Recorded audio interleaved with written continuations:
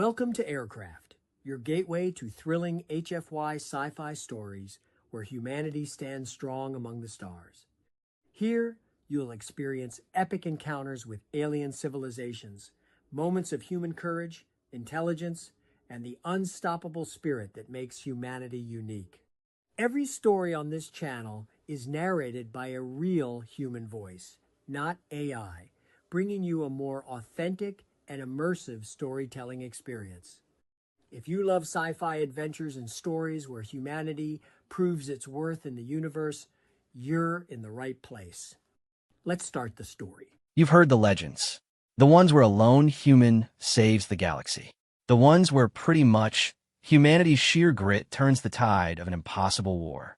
You've heard them so many times they've become comfortable. Predictable, which this pretty much isn't one of those stories. This is the story they try to delete from every archive. The story the admirals still refuse to talk about. The story that began not on a battleship, not in a war room, but in a remedial xenolinguistics class on a backwater educational outpost. She wasn't a soldier. She wasn't a hero. She was a student who couldn't pass her second-year pragmatics exam.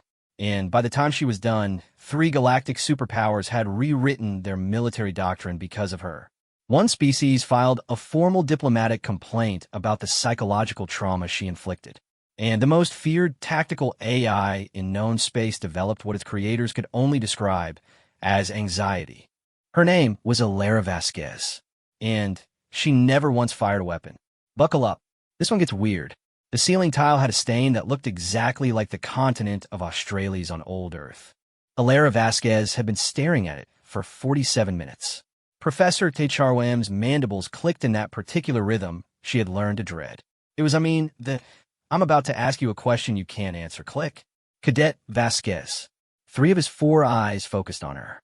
The 4th swiveled independently, tracking a maintenance drone outside the window. Define the pragmatic implicature of the VKrish conditional surrender clause, subsection theta. The classroom held 37 students. 36 of them were not human, and the 37th, Alara, had her boots propped on her desk, regulation combat boots, scuffed at the toes, with a faded orange shoelace replacing the original on her left foot because the original had snapped during a fire drill 3 months ago, and she hadn't gotten around to fixing it properly. She lowered her boots. Plus, the thunk actually echoed in the sudden silence. Subsection theta, she said slowly, is a linguistic trap. Professor Techarwam's antennae went rigid.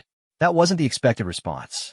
The expected response was a recitation of the standard diplomatic interpretation memorized from page 847 of the Compendium of Interspecies Warfare Protocols. Explain, he said. Alara leaned back. The chair creaked. Plus, she was the only student in this room who required a chair designed for spinal curvature, and it showed in every small adjustment she made, shifting her weight, stretching her neck, the way her fingers drummed against the armrest.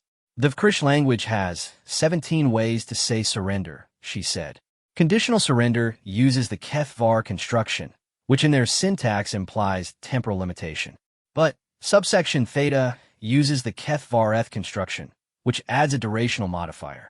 They're not offering, to surrender for the duration of the conflict. They're offering to, in my opinion, surrender for the duration of a single conversation. A clue student in the 3rd row made a sound like gravel being crushed. It was, I think, their species' equivalent of a sharp intake of breath. Professor Techarwam's 4th, I stopped tracking the maintenance drone. All 4 fixed on Alara now. That interpretation, he said carefully, has been reviewed by 17 diplomatic corps. None of pretty much them reached that conclusion. Seventeen diplomatique corps Alara repeated. None of them native VKrish speakers. None of them grew up playing Thakvor, which, by the way, is a board game entirely about temporal deception. And none of them noticed that the VKrish ambassador blinked on the wrong syllable during the signing ceremony. The silence stretched. Somewhere in the hallway, a vent hissed, which you're saying Professor Techarwam said that the VKrish armistice of 2187 was a conversation, Alara finished. Not a surrender, and they've been waiting for the right moment to point out the technicality. And based on the current military buildup in the Surma sector, I'd say that moment is about 6 weeks away. What's interesting is she said it the same way someone might say the cafeteria was out of coffee. Flat. Certain, tired. The classroom erupted. 36 non-human students began speaking, or clicking, or buzzing, or vibrating simultaneously. Professor T-Char-YM raised all 4 arms for silence. It took, I guess, full 90 seconds. When the noise finally died, he walked to Alera's desk. His species, the Xylos, didn't smile, but his antennae curved forward in what passed for intense focus. "Cadet Vasquez," he said, "why are I think you in my remedial xenolinguistics class?" It was a fair question. She was failing, not because she didn't understand the material. Clearly, she understood it better than anyone in the room, but because she refused to give the expected answers. The answers that passed exams, and the answers that led to commissions and careers and medals. Because, she said, the required advanced diplomacy course has a prerequisite of intermediate xenopsychology, which I failed because I told the professor that their model of Yithran emotional expression was based on a mistranslation of a children's nursery rhyme. And intermediate xenopsychology requires foundational xenobiology, which I failed because I pointed out that the textbook's diagram of a Gornak nervous system was anatomically impossible for a species that evolved in high-gravity tidal lock. And foundational xenobiology requires, I understand, Professor T-Char-YM said. He didn't say it unkindly, which in fact, something in his primary I had softened. The Xylos had no word for pity, but they had a concept, a specific antenna position, that meant recognition of a mind trapped in a system, not built for it. Alera saw that antenna position. She looked away, which stay after class. Professor T-Char-YM said. The room emptied. Plus, the last student out, a nervous little frell whose name Alera could never remember, bumped into the doorframe and apologized to it. Professor T-Char-YM sat TBH on the edge of his desk. For a being who stood 8 feet tall and weighed 300 kilograms, he moved with surprising delicacy. "I'm not going to lecture you," he said. "That'll be, in my opinion, a first." He ignored that. "I reviewed your entrance examinations. You scored pretty much in the 99th percentile on every aptitude test. Your pattern recognition scores were the highest the Academy has seen in 40 years. Your strategic reasoning assessment was flagged for review because the proctor assumed you had cheated." Alera said nothing. "You didn't cheat." Well, Professor T-Char-YM continued. "You simply see connections that others don't. You hear the words beneath the words. You notice the blink on the wrong syllable." He paused. "And you're failing out of this academy because you can't bring yourself to pretend that the official answers are correct." She traced a scratch on her desk with her thumbnail. The desk was covered in them, small scars from years of students who had sat here, frustrated and brilliant and trapped. "What do you want me to say?" she asked. "Basically, that I'll try harder, that I'll memorize the textbook and spit it back like a good little cadet." She looked up. "I can't," which I tried. "My brain doesn't work that way." "I know," Professor T-Char-YM said. "That is why, to be fair, I'm not going to ask you to stay in this class."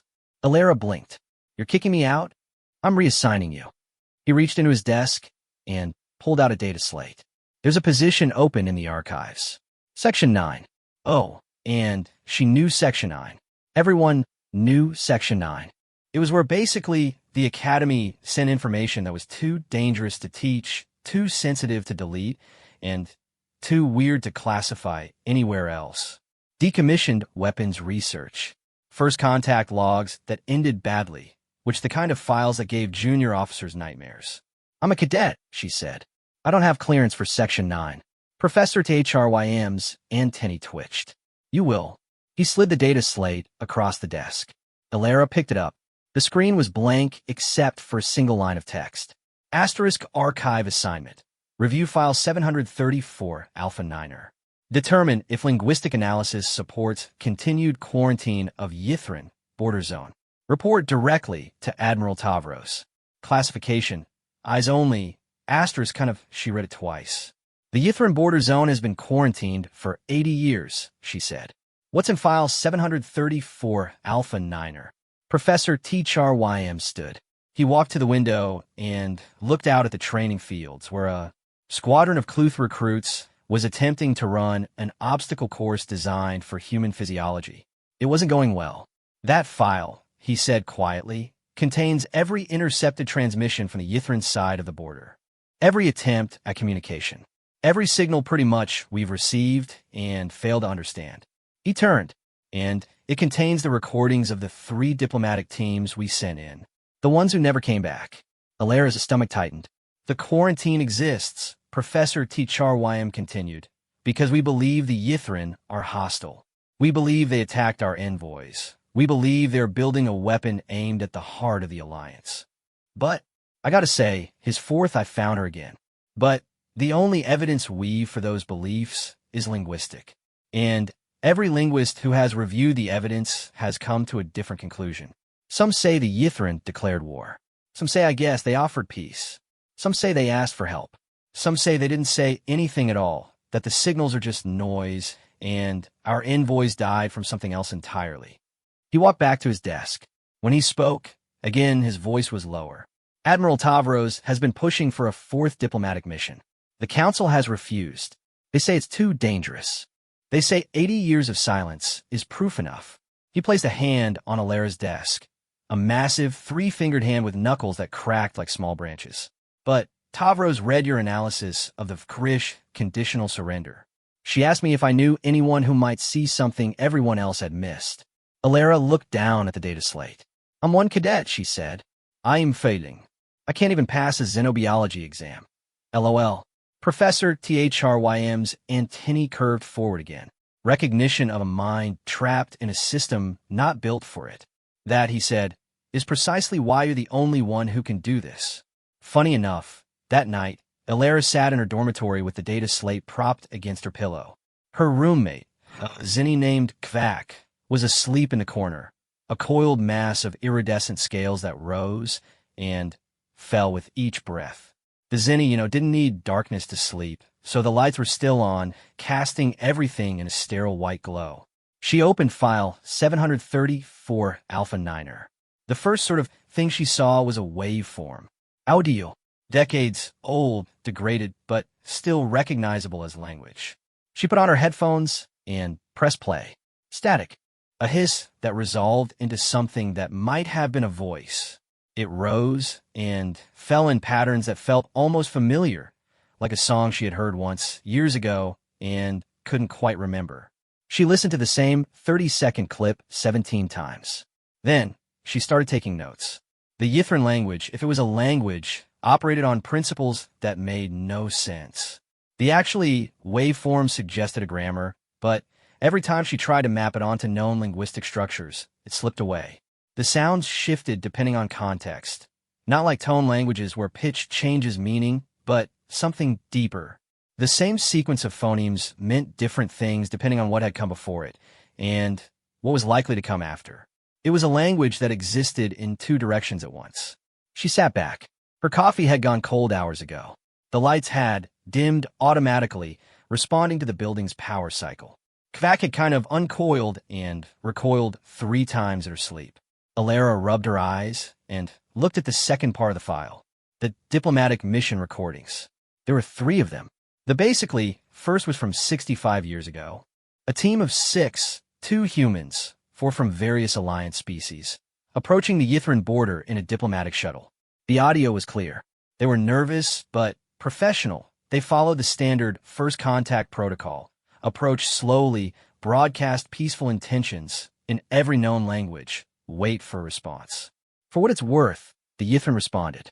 Alara listened to the response. Then, she listened to it again. Then, she pulled up the official transcript that had been filed with the Council. The transcript said, hostile intent detected. Recommend immediate retreat. But that wasn't like what the Yithrin had said. She was certain of it. The waveforms didn't match any known hostile linguistic markers. There was no aggression in the rhythm, no threat in the pitch. If anything, the signals sounded curious, and she checked the second mission. 30 years later, a different team, a different approach. This time they sent only 1 ship, 1 diplomat, Xylos named Kveth, who had volunteered after the first team's disappearance. Kveth's recordings were longer, and he had made it further into the border zone before the signal cut out. The official transcript pretty much said, attack imminent. Evasive action failed. Plus, but again, the wave forms told a different story. Kveth had been speaking to someone, something on the other side. His voice had been calm, almost friendly, and then something had changed, and not hostility, not fear, realization. Alara played that section 14 times, which Kaveth's breathing changed. His words became faster, more precise. He was trying to explain something, trying to make someone understand. And then the recording ended. The TBH, third mission, was the most recent. 10 years ago, and a fully automated probe sent because the council had run out of volunteers. The probe had transmitted for 12 hours before going silent. The official transcript was the shortest of the three. No discernible communication. Environmental hazard suspected. No further action recommended. But the probe had recorded something. A signal from the Yithrin side, stronger than the others, clearer. It pretty much repeated on a loop for the entire 12 hours. Alara isolated the, in my opinion, loop, and she slowed it down. She sped it up. Like, she reversed it. She ran it through every translation algorithm in the Academy's database. Nothing. Then, she tried something stupid. She, I guess, turned off the algorithms. She turned off the waveform analysis.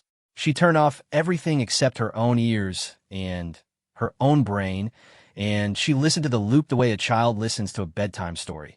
Not for information, but for feeling. And that was when she heard it. The Yithrin, for what it's worth, weren't speaking a language. They were speaking several languages. Plus, at the same time, woven together like threads in a rope, and each repetition of the loop was slightly different because each repetition was a different combination of meanings, layered on top of each other, waiting for the listener to choose which thread to follow. It wasn't a message. It was a conversation. With itself. Alara's hands started shaking. She grabbed her datapad and began writing. Not a report. Not a translation. A question. I guess you're not attacking. You're asking. But you've been asking for 80 years, and we keep answering wrong because we can only hear one of your voices at a time. Is that why the envoys didn't come back? Did they finally hear all of you? Sort of, did they understand? She stared at the words. They felt insane. Plus, they felt like the scribblings of a cadet who had spent too many nights staring at ceiling stains. But she couldn't shake the feeling that she was right. She sent the question to Admiral Tavros at 3:47 a.m. Then she lay down on her bunk, still wearing her boots, and stared at the ceiling until the lights came back on. Admiral Tavros didn't reply for 6 days. Plus, Alara spent those 6 days in a strange kind of limbo. She went to her classes, all of them, even the ones she was failing, and took notes that she would never review. She ate meals in the cafeteria, pushing food around her tray, while Kvak chattered about Zenny mating rituals.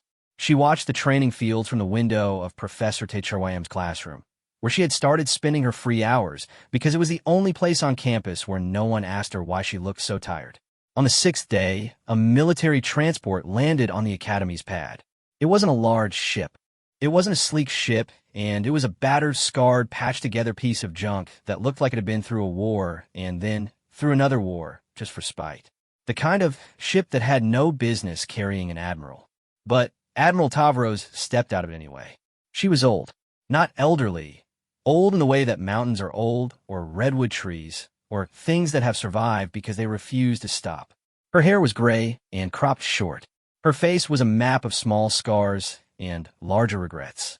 She walked with a limp that she clearly hated, each step in negotiation between her body and her will. She found Alara in Professor HFY's classroom, staring at the ceiling stain. Cadet for what it's worth, Vasquez. Alara stood up so fast her chair tipped over. She saluted. It wasn't, a good salute. Plus, she had never been good at saluting. Admiral Tavros didn't return the salute, which she walked to the window and stood with her back to Alara, looking out at the training fields. Your question, she said, about the Yithrin, about the voices, you know? Alara's mouth was dry. Yes, ma'am. I've been asking that same question for 20 years. Tavros turned. Her eyes were the color of storm clouds. Every linguist I've shown the recordings to has told me I'm wrong. Every diplomat has told me to let it go. Every politician has told me the quarantine stays. She paused. You're the first person who's ever agreed with me. Real talk, Alara didn't know what to say to that. So she said nothing, which Tavros walked to the desk. She picked up Alara's data slate and scrolled through the notes Alara had made. The waveform analyses, the grammatical attempts, the desperate scribbled questions in the margins. You're failing xenobiology, Tavros said. Yes, TBH, ma'am. You failed intermediate xenopsychology. Yes, ma'am. You've been recommended for academic probation twice. Alara braced herself. Yes, ma'am. Real talk, Tavros set down the data slate. You're also the only person in this academy who correctly analyzed the Krish armistice. The only person who noticed the Yithrin are speaking in layers. And the only person who asked the question that might save us all a very bloody war. She reached in her coat and pulled out a small metal cylinder. She placed it on the desk between them. That is a direct communication link to the Yithrin border, she said. It bypasses the council. It bypasses the quarantine. It goes straight, to be fair, to the listening post at the edge of the zone. She tapped the cylinder. I'm authorized to use it exactly once. After that, the council will know what I've done, and I'll be court-martialed. Alara looked at the cylinder, then at Tavros, then at the cylinder again, and you want me to talk to them. I want you to listen, Tavros said. Properly. The way you listen to the Krish. The way you listen to the recordings, and I want you to hear all their voices at once, and tell me what they're actually saying. Her voice dropped, because if they're not hostile, if we've been shooting at shadows for 80 years, then every day we leave that quarantine in place is another day we waste. And we don't have many days left. Alara frowned. What do you mean? Tavros looked at Professor Ticharwine, who had been standing silently by the door. The Xylos nodded once, which there's something else in the Yithrin signals, Tavros said. Something we only detected 6 months ago. A pattern. A countdown. She, for what it's worth, pulled up a holographic display from her wrist. Numbers flickered in the air. Sequences, cycles, repeating intervals. It's embedded in the noise. Most analysts pretty much think it's random. But I've had a team working on it in secret, and they've confirmed it's not random. It's a timer. Just my take. So yeah, a timer for what? Honestly, Tavros's jaw tightened. For what it's worth, we don't know. But it ends in 47 days, you know? One more thing. The classroom felt smaller suddenly. Basically, the walls pressed in. The ceiling stain seemed to pulse. 47 days, Alara repeated. 47 days until something happens, Tavros said. Something the Yithrin have been counting down to for 8 decades. And if we don't understand what that something is, if we go in blind, or worse, if we don't thing, we might not survive it. She picked up the cylinder and held it out to Alara. I'm not ordering you to do this, she said. I can't.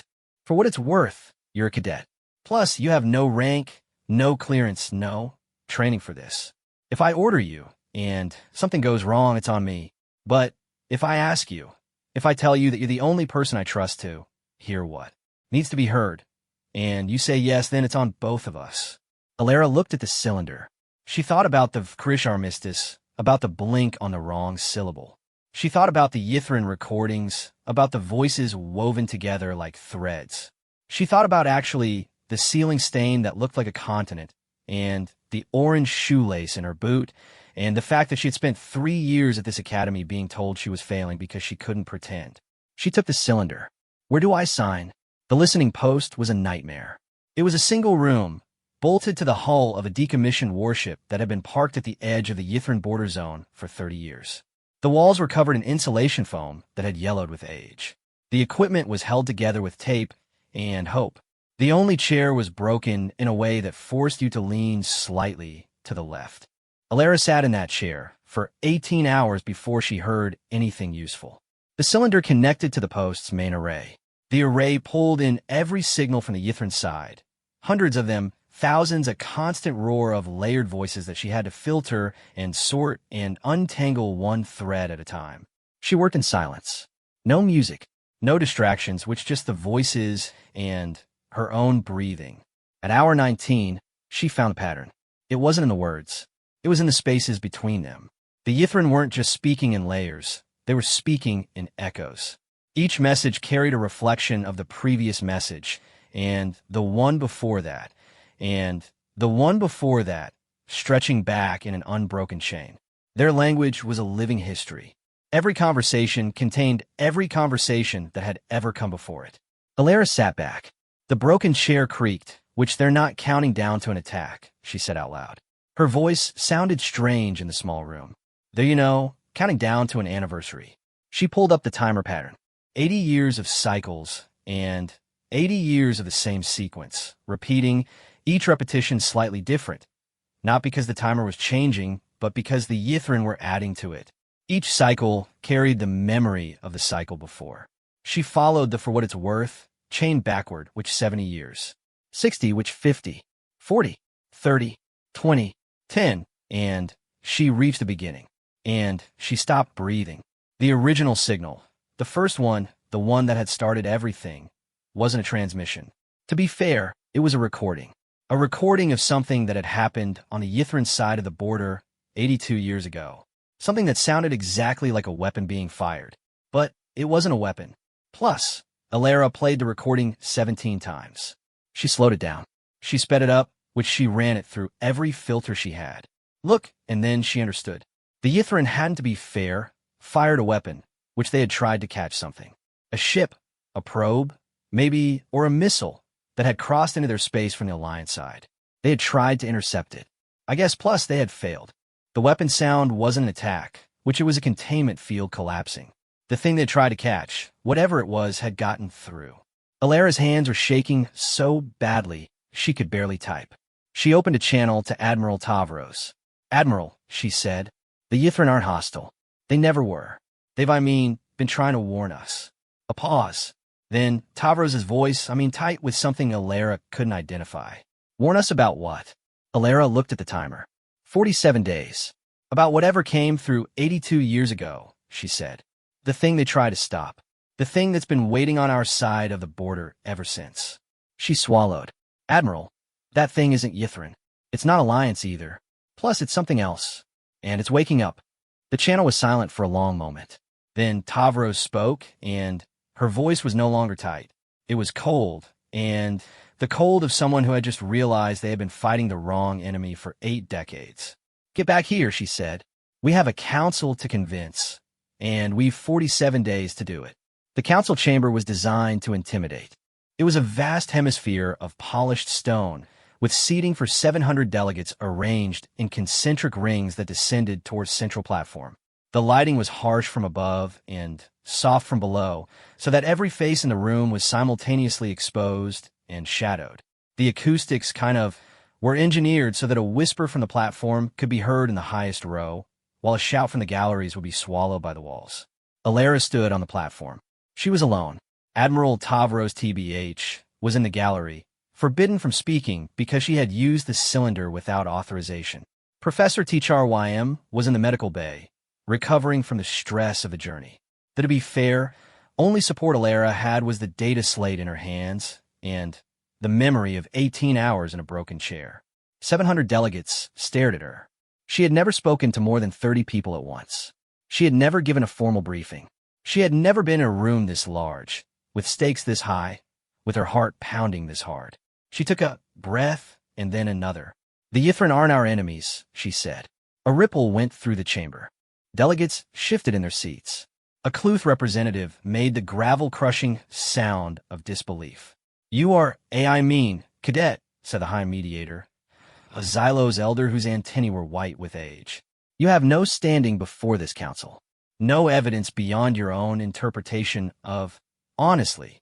I've 80 years of evidence," Alara cut in. 80 years of transmissions that you classified as noise. 80 years of warnings that you ignored because they didn't fit your model of what a hostile species sounds like. She held up her data slate. "I the original, basically, recording of the event that started everything. And I've proof that the thing we should be afraid of isn't the Yithrin." She activated the holographic display. The chamber went dark. The recording played. The weapon sound. The containment collapse. The signal that wasn't a signal. Alara overlaid the timer pattern, the 80-year countdown, the echoes that stretched back to the beginning. 82 years ago, something crossed into Alliance space, she said. The Yithrin tried to stop it. They failed. Since then, they've been trying to communicate with us, to warn us, to help us, to tell us what they know. But, for what it's worth, every time they reached out, we heard hostility because that's what we expected to hear. Her voice cracked. She steadied it. We built the quarantine to protect ourselves from them. But, for what it's worth, all we did was trap ourselves in here with whatever came through. Silence. Not the careful silence of diplomacy, the real silence. The silence of 700 beings realizing they might have made a terrible mistake. The hive basically, mediator's antennae trembled. What is it? The thing that came through. Alara pulled up the last piece of evidence. A signal she had found buried in the deepest layer of the Yithran transmissions. Not a voice, not a warning, but a description. A description of something the Yithran had encountered long before they ever met the Alliance. Something ancient, something patient. They call it the Kethvorath, she said. It doesn't translate perfectly. The closest meaning is the hunger that waits. She looked at the council. It's not a ship. It's not a species. It's a phenomenon. A sort of, kind of, predatory information field. It consumes signals, which communications, transmissions. It grows, in my opinion, by absorbing the data it intercepts, and it learns by listening to the conversations it eats. She let that sink in. 82 years ago, it drifted into Yithran space. I mean, they detected it. They tried to contain it, but it slipped through their net and crossed the border into Alliance territory. And for 80 years, it's been sitting in the quarantine zone, eating every transmission we've sent, every diplomatic message, every military order, every desperate plea for help. So yeah, her voice dropped, and now it's learned enough to wake up, lol. The chamber erupted. Delegates shouted over each other. Some demanded proof. Some demanded evacuation plans. Plus, some simply sat in stunned silence, their faces pale or scaled or furrowed with dawning horror. The High Mediator raised all four arms. It took, 5 minutes to restore order. Cadet Vasquez, the Mediator, said, "If what you say is true, if this entity has been feeding on our communications for 80 years, then it knows everything. Our military capabilities. To be fair, our diplomatic strategies. Plus our weaknesses." "Yes," Alara said. "Then, we've no hope of defeating it." She looked at the Mediator. She looked at the 700 delegates, and she thought about the ceiling stain that looked like a continent, and the orange shoelace in her boot, and the fact that she'd spent 3 years being told she was failing because she couldn't pretend. "You're wrong," she said. She pulled up the timer again. 47 days. The Yithran have been fighting this thing for centuries. They've developed countermeasures. But they couldn't share them with us because we didn't listen. She tapped the data slate. The layered language, the multiple voices speaking at once. That's not how they naturally communicate. That's a weapon. A linguistic weapon. The Kethvorath can't consume layered signals because it can't process multiple meanings simultaneously. It needs a single thread to follow. One clear message. One unambiguous command. She looked out at the council. The Yithran have been trying to teach us their language for 80 years. Not to talk to them. To talk to each other. To communicate in a way the hunger can't understand. She took a breath. And if we learn in the next 47 days, if we can retrain our military, our diplomats, our entire species to speak in layers, then when the Kethvorath wakes up, it won't find a feast. It'll find static. Noise. A conversation it can't join, can't consume, can't even hear. The silence that followed was different. Not horrified. Hopeful. Fragile. Uncertain, but hopeful. The High Mediator lowered all four arms. "You're asking us to change the way we communicate," the Mediator said. "Every species in the Alliance. Every language. Every military protocol. In 47 days. I'm not asking you to change," Alara said. "I'm asking you to listen. Properly. For the first time." Funny enough, she stepped back from the podium. Her legs were shaking. Her hands were shaking. She felt like she might throw up. "The Yithran have been waiting for 80 years for someone to hear them," she said. "I'm not a soldier. Plus, I'm not a diplomat. I'm a cadet who couldn't pass her exams because I refused to give the expected answers. But I heard them. And if I can learn to listen, so can all of you." She looked at Admiral Tavros in the gallery. The old woman was crying. Silent tears running down her scarred face. Alara turned back to the council. 47 days, she said. "Let's get to work." 39 days later, the Kethvorath woke up. It emerged from the quarantine zone like a shadow unfolding. Not visible, not physical, but present in every signal, every frequency, every whispered transmission that crossed its path.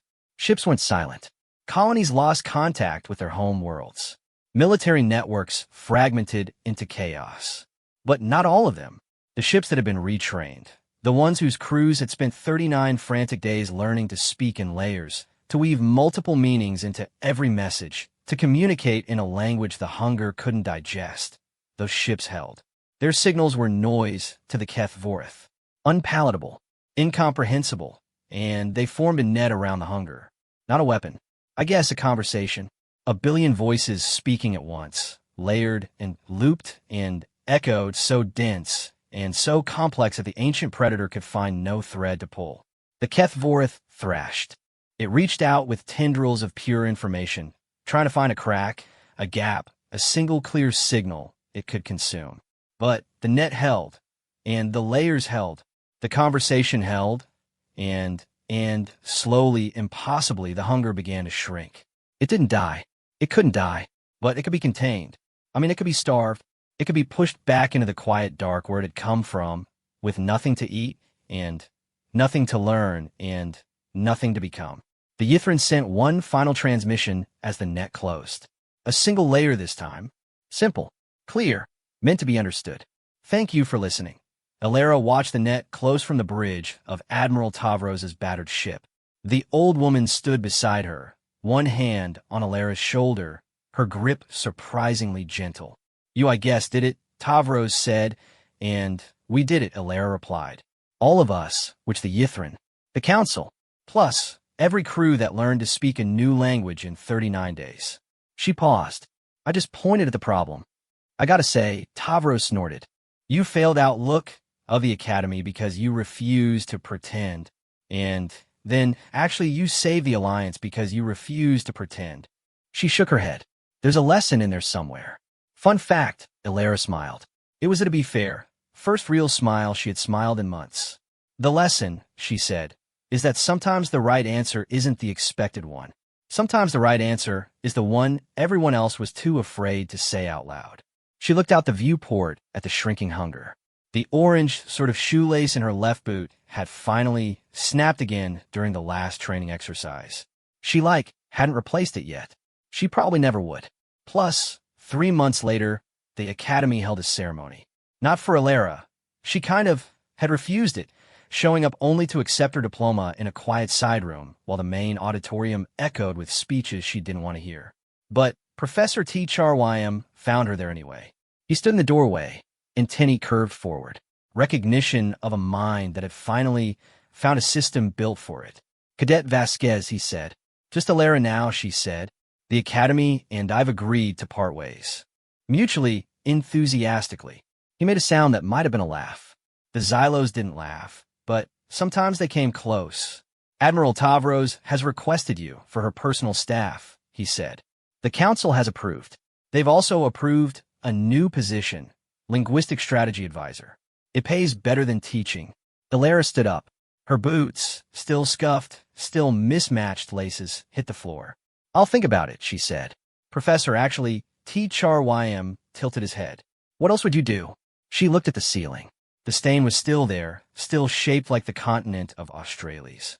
She had spent so many hours staring at it, trapped and frustrated and certain she didn't belong. I don't know, she said. Maybe I'll write a book. Teach people how to listen. Show them that the answers are always there. They're just usually hiding in the spaces between the words. She walked to the door, paused, looked back at the old Xylos who had seen something in her that no one else had. Thank you, she said, for the ceiling tile, and the broken chair, and the 47 days. Professor T.H.R.Y.M.'s antennae trembled. Thank you for being a student who refused to learn, he said. It saved us all. Alara walked out of the academy for the last time. The sun was setting over the training fields. A squadron of new recruits was attempting an obstacle course designed for human physiology. They were not doing well. She smiled, adjusted her orange shoelace, and walked toward the transport that would take her to Admiral Tavros's ship and whatever came next. Behind her, the ceiling stain remained, a reminder that sometimes the most important things are hiding in plain sight, waiting for someone who knows how to look.